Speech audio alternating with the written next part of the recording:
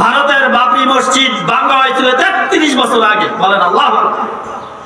33 বছর পরে 300 কোটি টাকা দিয়ে আবার সেই ভারতের জমিনের মধ্যেই বাবরি মসজিদ প্রতিষ্ঠা হচ্ছে। আল্লাহ তাআলা তার দ্বীনকে প্রতিষ্ঠা করার জন্য আবার সেই বাবরি মসজিদের পুনর্নির্মাণ শুরু হয়েছে।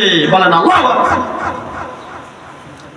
কোন ইহুদি খ্রিস্টান, কোন বেঈমান কাফের, কোন মুরতাদ ইহুদি মুনাফিক যদি চায় আল্লাহর দ্বীনকে পৃথিবী থেকে নষ্ট করে দিবে, আল্লাহর দ্বীনকে পৃথিবী থেকে উঠিয়ে দিবে, সে কখনোই সফল হবে না।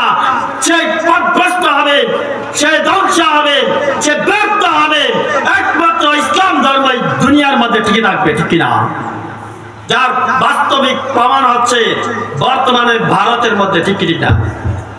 প্রতিটা ইট নিয়ে মানুষ ছুটছেন, লক্ষ লক্ষ কোটি কোটি মানব বাবরি মসজিদ নির্মাণ করার জন্য মুখে পড়ে লেগেছে। আল্লাহ রাব্বুল আলামিন আল্লাহর দ্বীনকে, দ্বীন ইসলামকে জমিনের মধ্যে জিন্দা রাখবে। কোন কাফের, কোন ইহুদি, কোন মুনাফিক, কোন বেঈমান, কোন মুরতাদ কখনোই এই ইসলামকে দাবিয়ে দিতে পারবে না, ঠিক কিনা বলেন? আল্লাহ আমাদেরকে বুঝার তৌফিক দান করুক। প্রিয় ভাইরা আমার, আসুন ইসলামের ছায়াতলে আসুন। আসুন পবিত্র ধর্ম ইসলামকে পুঙ্খানুপুঙ্খানুভাবে মানি। কিছু মানি না, এটা হবে না। আমলে ভুল ত্রুটি করা যাবে না।